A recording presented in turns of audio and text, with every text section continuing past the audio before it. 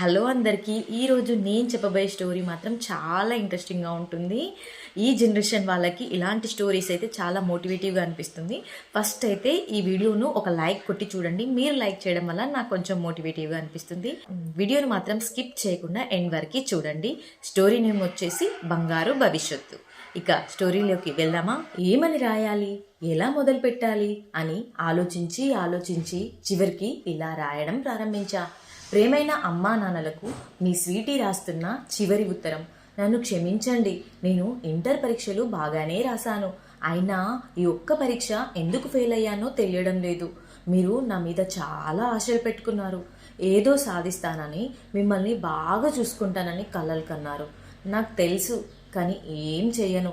నాకు బతికే ధైర్యం లేదు. బతికి మీ ముందు నిల్చునే ధైర్యం అస్సలే లేదు. రాత్రింబగళ్ళు ధ్యాస పట్టి మరీ చదివా. అసలు అలా ఎలా అయిందో అర్థం కావట్లేదు. కానీ నేను చనిపోయాకైనా నన్ను నమ్మండి. వచ్చే జన్మలో అయినా మీకు నచ్చినట్లే చదివి మిమ్మల్ని బాగా చూసుకునే కూతుర్లా పుట్టాలని దేవుణ్ణి కోరుకుంటా. ఇక సెలవు. ఇట్లు గతి లేక సగంలోనే జీవితాన్ని ముగిస్తున్న స్వీటీ. రాసేషా, ఇక ఈ విషయాన్ని తాగేయాలి. అబ్బా, చేదుగా ఉంటుందేమో. నీళ్లు ఎక్కువ కలిపి తాగితే బెటర్. ఒకవేళ బతికితే అమ్మా నాన్నల మొహం చూసేదెలా? అమ్మో, ఆ ఆలోచనకే భయమేస్తుంది. పాపం నా చదువు కోసం చాలా అప్పులు చేశారు, ఎంతో కష్టపడ్డారు. నేను తప్ప వేరే ప్రపంచం లేదు. కానీ నేను మంచి కూతుర్లా ఉండలేకపోయా. పోనీలే, నేను పోయాక ఇక పెద్ద ఖర్చులు ఉండవు కనుక అప్పులు తీర్చేస్తారులే. మరి వాళ్ళని ఎవరు చూసుకుంటారు? పర్లేదులే, అజయ్ అన్న, జయత్త, కమల పిన్ని అందరూ ఉన్నారుగా, చూసుకుంటారులే. నేను బయటికి వచ్చేశాను. అవును, నా శరీరం నుంచి వచ్చేశాను. కానీ అదేంటి, సినిమాలో లాగా నేను ఆర్చురీలోనే, ఇంట్లో హాల్లోనే లేనేంటి? ఇంకా హాస్పిటల్ బెడ్ మీదే ఉన్నానే. నేను చనిపోయా అని ఎవరు గుర్తించలేదా అనుకుంటుండగానే నర్సు వైటల్స్ నోట్ తీసుకొని తన దగ్గర ఉన్న చిన్న ఫోన్లో నుంచి ఎవరో కాల్ చేసి చెప్తుంది. సేమ్ సార్, ఇంకా సీరియస్గానే ఉన్నట్లుంది అని. డాక్టర్తోనేమో అనుకున్నా. నేను కనిపించను కదా, మామూలుగా పని చూసుకొని వెళ్ళిపోయింది. ఇంతలో నాకు ఎదురుగా ఒక అమ్మమ్మ నిల్చుని కనిపించింది. అచ్చం మా అమ్మమ్మ లాగానే ఉంది ఈవిడ కూడా. ఎందుకు నన్నే చూస్తుంది? అమ్మా నాన్న ఏరి? ఈవిడ తప్ప ఎవ్వరు కనపడరేంటి? ఈవిడకు నేను కనిపిస్తున్నానా? అమ్మమ్మ, ఎవరు నువ్వు?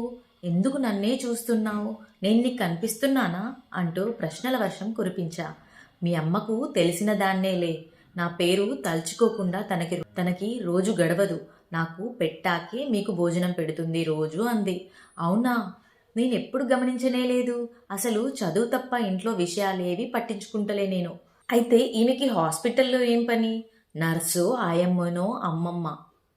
మా అమ్మ ఏది? నేనెందుకు ఇంకా హాస్పిటల్లోనే ఉన్నాను? ఇంకా చచ్చిపోలేదా అని అడిగా. అన్నింటికీ సమాధానం చెప్తా. ముందు ఇది చెప్పు, ఎందుకు నువ్వు ఈ నిర్ణయం తీసుకున్నావు? దీనివల్ల నీ జీవితం, నీ వాళ్ళ జీవితం ఎలా మారిపోతాయో ఆలోచించావా అంది. నాకు చాలా కోపం వచ్చింది. ఈమెకేం తెలుసు నేను ఎంత కష్టంలో ఉన్నానో? బతికి అమ్మా నాన్నల్ని, బంధువుల్ని, ఫ్రెండ్స్ని ఫేస్ చేయలేను. ఇదే చెప్పాను కోపంగా. సరే, నువ్వు ఈ నిర్ణయం తీసుకోకపోతే ఏం జరిగేదో చెప్పనా అంది. నాకు అర్థం కాలేదు. ఎలా చెప్తుంది ఈమెకు నా జీవితం ఏం తెలుసని? సరే, చూద్దాం ఏం చెప్తుందో. ఎలాగూ ఎవరు కనిపించడం లేదు. నాకు భయంగా ఉంది. ఈమైనా ఉంది పక్కన, వినకపోతే వెళ్ళిపోతుందేమో. ఇంటర్ రిజల్ట్స్ వచ్చాయి. అన్నింటిలోనూ టాప్ మార్క్స్ వచ్చాయి. కానీ ఒకే ఒక సబ్జెక్ట్లో ఫెయిల్ అయ్యాను.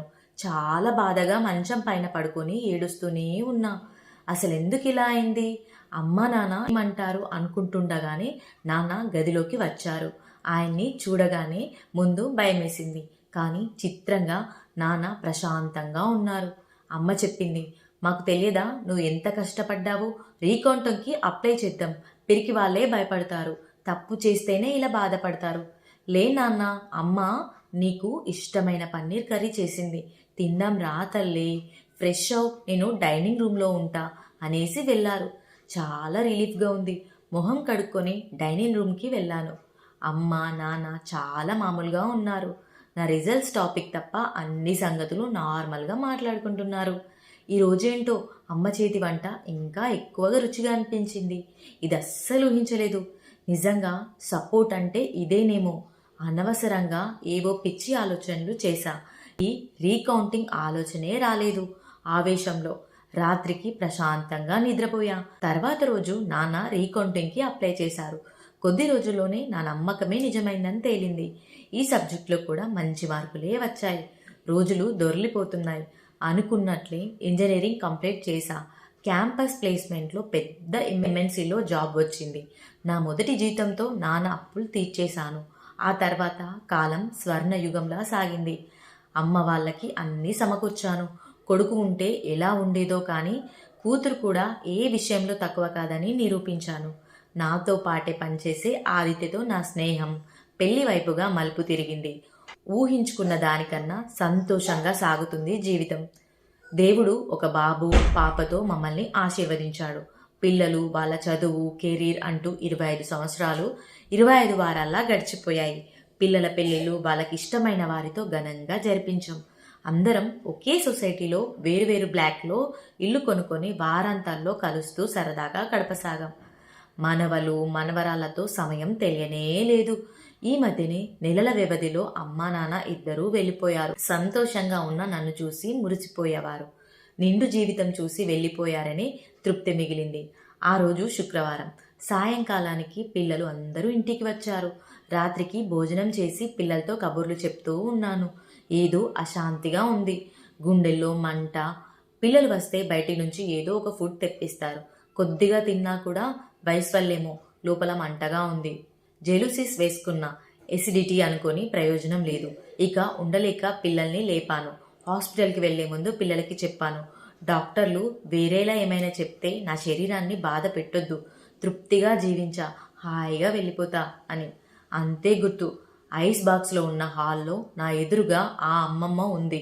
ఇదంతా కళ నిజమా? ఏం అర్థం కాలేదు. అర్థమైందా నీ జీవితం ఎలా ఉండబోతుందో అంది అమ్మమ్మ. నాకు గుండె జల్లుమంది. ఇంత అందమైన జీవితం ఉందా? ఇంత తప్పు చేశాను. చాలా బాధగా ఉంది. ఒక్క నిమిషం ఆలోచించాల్సింది. ఇంతలో అమ్మమ్మ, ఇప్పుడు ఈ నిర్ణయం వల్ల నీ గతి చూస్తావా అంది. గంభీరంగా అన్న ఆమె మాటలకి భయం వేసింది. అమ్మని కూడా పక్క గదిలో ఉంచారు. విషయం తెలియగానే అమ్మ స్పృహ కోల్పోయిందంట. అక్కడంతా మా వాళ్ళు ఉన్నారు. అందరూ గుసగుసలాడుతున్నారు. జయత్త అంటుంది, అదేం మార్కుల కోసం కాదట, ఎవరినో ప్రేమించిందట, వాడు వదిలేశాడట. అమ్మ అబ్బా తిడతారని పని చేసి కూర్చుంది. అయినా అక్క బావ సరిగ్గా పెంచలేదు వదినా, అతి గారాబం చేశారు. ఎప్పుడూ గొప్పలే. మా పాపకి అన్ని మార్కులు వచ్చాయి, ఇంత పర్సెంటేజ్ అంటూ ఎప్పుడు చూడు అదే అంటారు. చేసుకున్న వారికి చేసుకున్నంత అంటూ గొంతు కలిపింది కమల పిన్ని. పొద్దున లేస్తే నన్ను పొగుడుతూ అమ్మకి అన్నీ మేమే అన్నట్లుండే వీళ్ళు ఇంత దారుణంగా మాట్లాడుతున్నారా? వీళ్ళను నమ్మి అమ్మా నాన్నల్ని వదిలేశానా? ఇంత తప్పు చేశాను. నాలో పశ్చాత్తాపం మొదలైంది. నేను చనిపోయినట్లు ప్రకటించారు డాక్టర్లు. రోజులు నెలలు గడుస్తున్నా అమ్మా నాన్న కోలుకోవడం లేదు. ఇంట్లో ఒక సంతోషం లేదు, ఉత్సాహం లేదు. టైంకి అన్నం తినక సరిగ్గా నిద్రపోక అమ్మ ఆరోగ్యం పాడైంది. వారికి ధైర్యం చెప్పేవారికన్నా సూటిపోటి మాటలు అనేవారే ఎక్కువ. అమ్మ త్వరగానే ఈ లోకాన్ని వదిలేసింది. ఎవరి కోసం ఎందుకోసం బతుకుతున్నాడో తెలియని నాన్న 10 ఏళ్ళు రాయిలా బతికి తాగి తాగి లివర్ పాడై చనిపోయారు. ఇలా మా కుటుంబం చిన్న భిన్నమైంది. నాకు ఏడుపు ఆగడం లేదు. బోరున ఏడుస్తూనే ఉన్నా. ఎవరూ రాలే, ఎవరికీ వినపడదులే. ఏం చేయాలో తోచడం లేదు. అమ్మమ్మ నన్ను చూస్తూ ఉంది అంతే, గంభీరంగా. అమ్మా నన్ను చూడొచ్చా? భయంగానే అడిగేశా. ఇక ఉండలేక, చూడు బయట ఉన్నారు అంది. ఎమర్జెన్సీ నుంచి భారంగా బయటికొచ్చా. ఏడ్చి కన్నీళ్లు ఇంకిపోయినట్లు, స్పృహలో కూడా లేనట్టు ఉంది అమ్మ. శూన్యంలోకి చూస్తూ ఉన్నారు నాన్న. ఎంత పిలిచినా పలకడం లేదు. వాళ్లకు నా మాటలు వినపడడం లేదు. నేను అరుస్తున్నా పిచ్చిదానిలా. ఈలోగా అమ్మ మెలకువ వచ్చినట్లు, బుజ్జమ్మ క్షేమంగా ఇంటికి రా, నిన్ను ఏమీ అనం, నువ్వు ఉంటే చాలు మాకు అంటూ ఏడుస్తుంది. అవునమ్మా, మీరేమీ అనరు. నేనే క్షణికావేశంలో ఇలాంటి తప్పు నిర్ణయం తీసుకున్నా. నన్ను క్షమించండి, నేను వచ్చేస్తా. నానా, మీరైనా చెప్పండి, నేను ఎక్కడికి వెళ్ళను ప్లీజ్ అంటూ ఏడుస్తూనే ఉన్నా. సడన్గా ఏదో స్ఫురించింది. వెంటనే రూమ్లోకి పరిగెత్తా. అమ్మమ్మ అక్కడే అలాగే నిల్చొని ఉంది. అమ్మమ్మ, నువ్వు ఎవరో నాకు తెలియదు, ఎవరికీ కనిపించని నేను నీకే ఎందుకు కనిపిస్తున్నానో అర్థం కావడం లేదు. కానీ ఒకటి తెలుస్తుంది, నువ్వు సాధారణమైన మనిషివి కాదు. అందుకే నాకు ఇవన్నీ చూపించి నా కళ్ళు తెరిపించావు. ఇంత చేసిన దానివి నాపై జాలి చూపి బతకడానికి ఒక్క అవకాశం ఇవ్వవా ప్లీజ్? ఇంకెప్పుడు ఇలాంటి తప్పు చేయను అంటూ రకరకాలుగా బతిమిలాడాను. అమ్మమ్మ కూడా అమ్మే కదా కరిగిపోయింది. ఒక్కసారిగా ఆమె చూపులో ఎంతో కరుణ కనిపించింది. ఏడవకు తల్లి, నీకు ఇంకో అవకాశం ఇచ్చే ఉద్దేశం ఉంది కాబట్టే నీకు కనిపించి నిజాన్ని చూపించాను. నువ్వే కాదు, నీ వయసు పిల్లలు చాలామంది ఇలాంటి నిర్ణయాలే తీసుకుంటున్నారు. ఆవేశంలో తీసుకున్న ఈ తప్పు నిర్ణయాలు వాళ్ళ జీవితాన్నే కాదు, వారికి సంబంధించిన వారి జీవితాల్ని కూడా తలకిందులు చేస్తాయి. కష్టాన్ని సహనంతో భరిస్తే సుఖం వెన్నంటి రాక మానదు. సుఖదుఖాల కలయికే జీవితం. మీ అమ్మ ఎప్పుడూ ఎవరికి ఏ హాని చేయలేదు. మనసులో కూడా తప్పు ఆలోచనలు చేయలేదు. అన్ని వేళలా నిన్ను నమ్ముకుంది. నమ్మిన వారికి నేను ఎప్పుడూ తోడుంటా. ఆమె కర్మం ఆమెకు అనారోగ్య రూపంలో వచ్చి తొలగిపోయేలా మార్పు చేశా. కనుక ఈ జన్మ పూర్తిగా జీవించి మంచి పేరు తెచ్చుకొని సుఖ సంతోషాలతో వర్ధిల్లు అంది.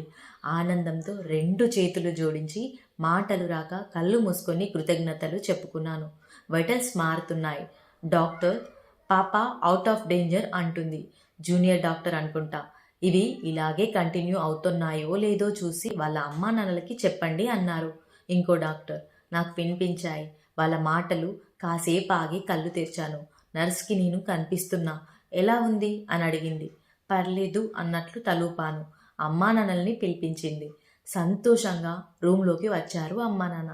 నన్ను చూస్తూనే, నాన్న మాకు తెలియదా నువ్వు ఎంత కష్టపడ్డావు? రీకౌంటింగ్కి అప్లై చేద్దాం. పెరిగి వాళ్ళే ఇలా భయపడతారు, తప్పు చేస్తేనే బాధపడతారు. ధైర్యంగా ఉండు తల్లి అన్నారు.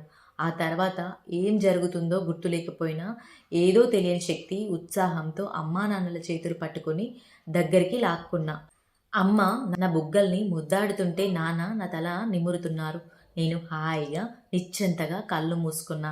ఇదండి ఈరోజు కథ నచ్చితే మాత్రం ఒక చిన్న లైక్ చేసి సపోర్ట్ చేయండి. ఇలాంటి వీడియోస్ ఈ జనరేషన్ పిల్లలకైతే చాలా మోటివేషనల్గా అనిపిస్తాయి. ప్లీజ్ ఒక లైక్ చేసి ఒక షేర్ చేయండి. నచ్చితే సబ్స్క్రైబ్ చేసుకోండి. Thank you.